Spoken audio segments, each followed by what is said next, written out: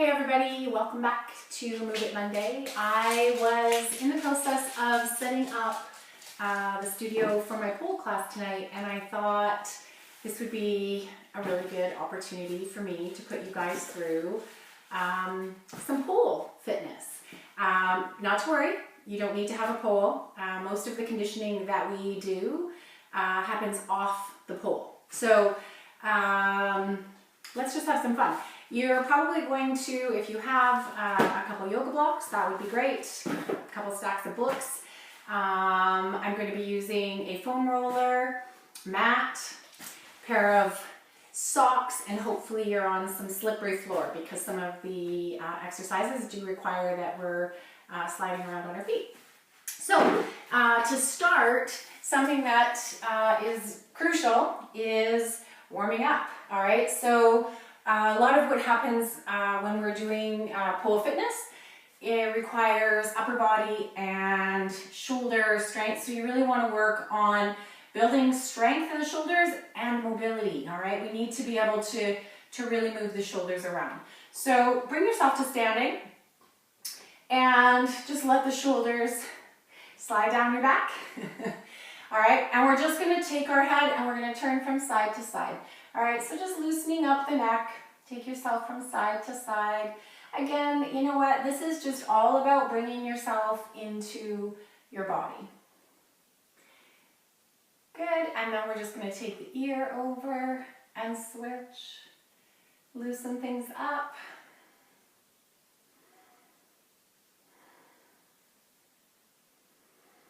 Good, and then let's just make some little half circles out front.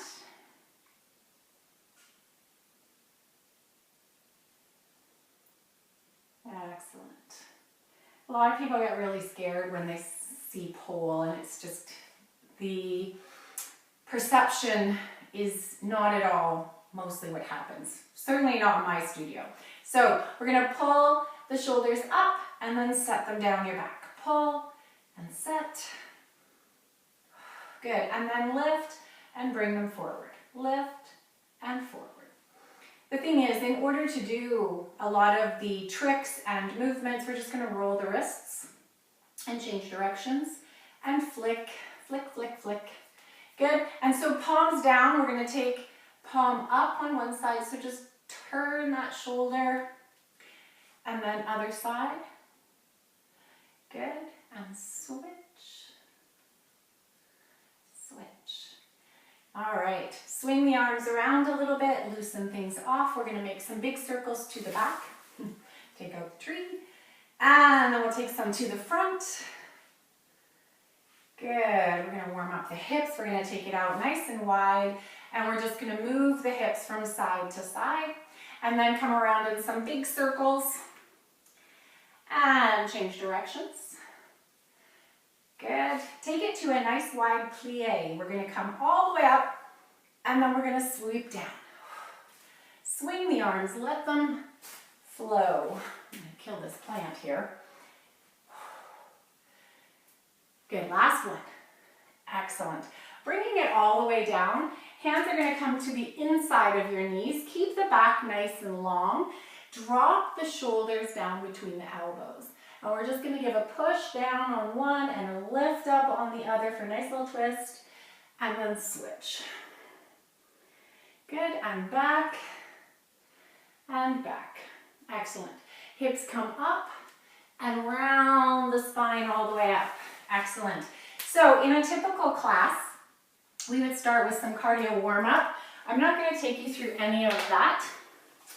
What I'm going to bring you into is some of the conditioning work. All right, so the first exercise that we're going to do is a plank push-up, which uses some movement in the shoulders. All right, so coming into, and I brought the pad over in case you want to work from your knees.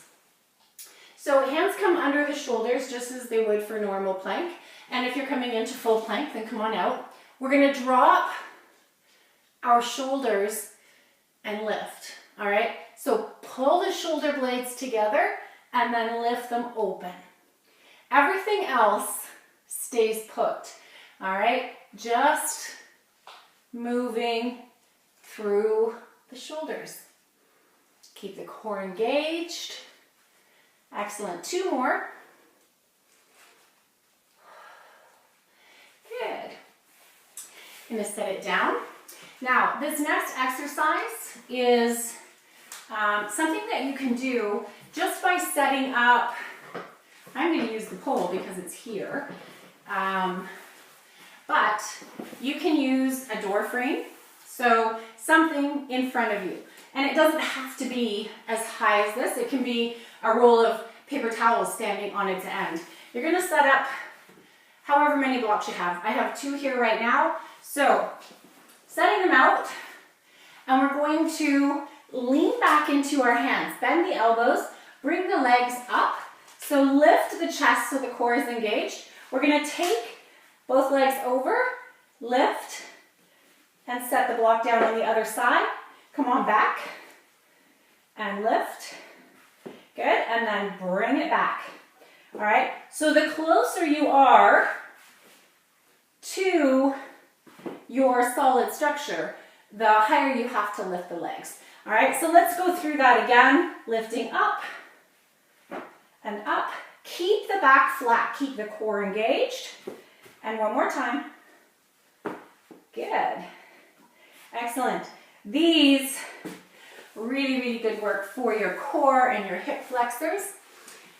And so, coming into more core, more coordination, more upper body, using 2 blocks, we're going to come shoulders over, all right? So the first thing that you're gonna do, and make sure that you're stabilized here. So set them up under your shoulders, but slightly wider, knowing that your legs are gonna scoot through here. All right, so we're gonna lift out to plank, and this is where the sliding comes. We're gonna pull the knees in, lift the hips up, and bring the feet out front. Lift up, pull back, oops, and out. Out, and I can already feel that I'm too close. Through. So if you are working on those yoga hop throughs, this is a really nice way to condition the upper body and create muscle memory through the core and the legs. All right, so typically in a class, we would have 10 movements, so 5 forward, 5 back. And are you with me? Coming into reverse crunches using the pole. And again, you can do these with a really heavy kettlebell overhead that you can hang on to. You can grip onto a door frame.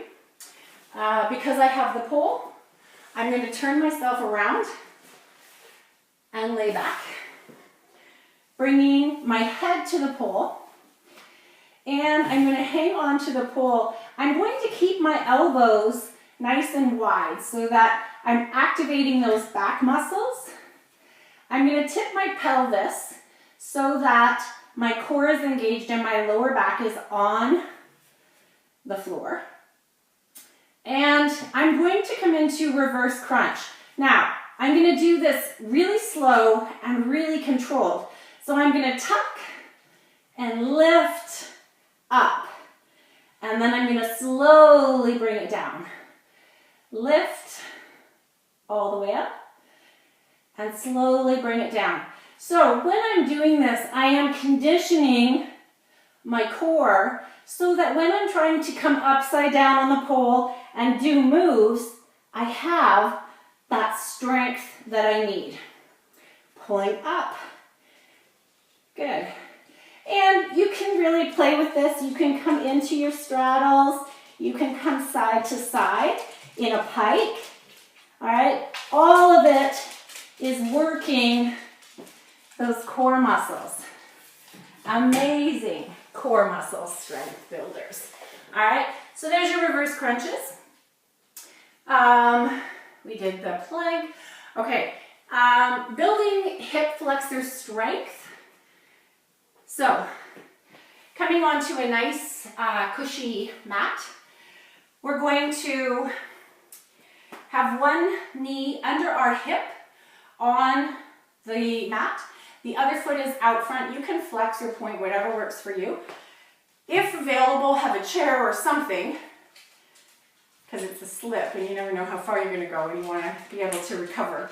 All right, so pushing your foot into the floor out back, slowly, as if you were coming into a split, drive yourself forward, and then use the glutes, use the hips, pull it back. All right, so up nice and high in the body, send it out, pull it back. Press down with the feet, use all those muscles, and pull. Good, and then switch it up on the other side. So we'll take 5 the other direction. And again, if you're struggling, you can use the pole or the chair to help support you. Don't use it to pull you back up. That kind of defeats the purpose, right? So pull, and if you're really not sure how far you can recover from, just go small. Pull, take it a little longer, pull, send, pull. Awesome.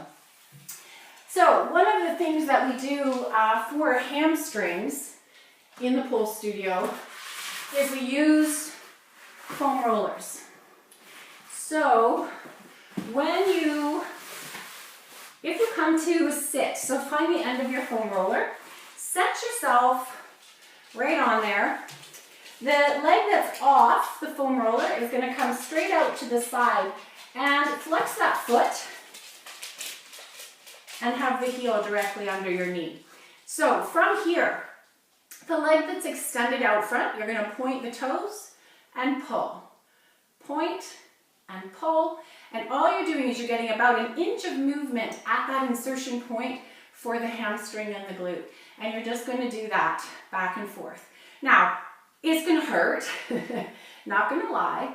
So once you get, anytime that I'm doing foam rolling or any of the other stretching that I do, I go until I affect a change. So when I either build up a tolerance to the pain or I know I've loosened things off, which typically is what's happening, then I move on to the next part. So in this one, another thing to do is turn the foot in and out. All right, so now you're moving across the top of your hamstring this way. All right, and then you would switch sides. Always got to be balanced. Bring that foam roller around. So setting up, you're going to take the leg that you're working on out front.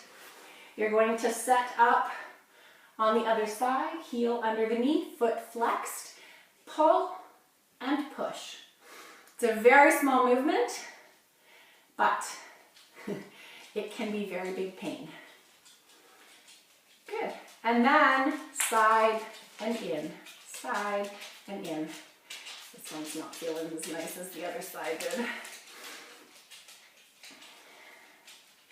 All right, so upper body strength is crucial in pole. If you have a pull-up bar at home, that's kind of the only, you're not going to build the strength that you need to pull yourself up on a pole by lifting weights this way. You need to be pulling yourself up.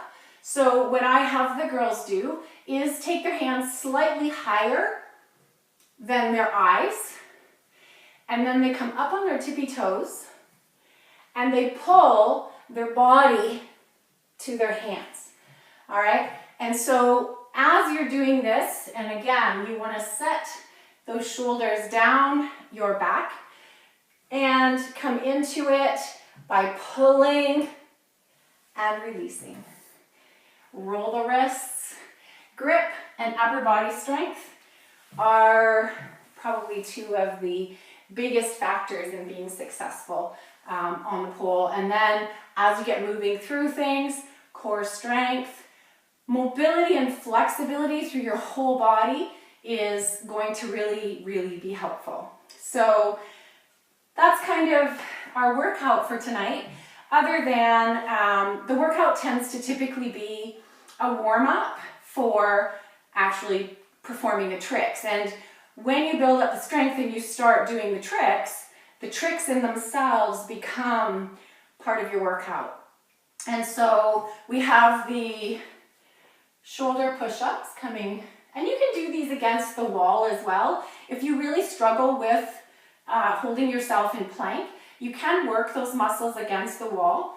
And then we have the pull-throughs on the blocks. We have the hamstring slides, the reverse crunches, and oftentimes we'll do a series of squats in here that look a little like this. So coming into a nice wide straddle, you're going to drop down into your super wide squat, and you are using the pole as just balance. It's not lifting you. You're going to lift up onto your toes and squeeze all the way up. Drop the heels. Squat, lift, squeeze. All right, so we would go through, let's do 10. And you can use the back of a chair, you can use the wall, you can use the door frame. And if you're really strong in your balance, you really don't need anything to do these. All right? Good. 2 more, because they feel so good. Excellent. So tonight the girls are working on a helicopter inversion, and then they're turning over into flatline Scorpio. And so I'll just give you a quick peek. All right, so when I'm going to invert, hands are coming off the side of my ear, and I'm on one side. I'm going to use my core and tuck. I'm going to hook, and I'm going to hook, and I'm going to turn around, and I'm going to open it, and then I'm going to swing around, switch legs, and drop into my flat line, and I'm back on the floor. All right, there you have it, the magic of pole. If you haven't tried it, you really have to. It is, I took my first pole class when I was 40 years old. With a gymnastics background, I think was helpful. I was 40 at my first class. By the time I was 41, I was certified and had my own studio. It is you against you. It's just you building strength to get where you want to go. And it doesn't have to be dancey. We don't spend a lot of time dancing here. We spend a lot more time making shapes with our body, much the same way that you do in your yoga classes. A lot of what I do in yoga supports me on the pole, and definitely what I do in my pole workouts supports my yoga workouts. It's, you have to try it. You have to try it. Thanks for hanging around. Hopefully this has inspired you to go out and find a class and give it a try. I'll see you next time. Move It Monday.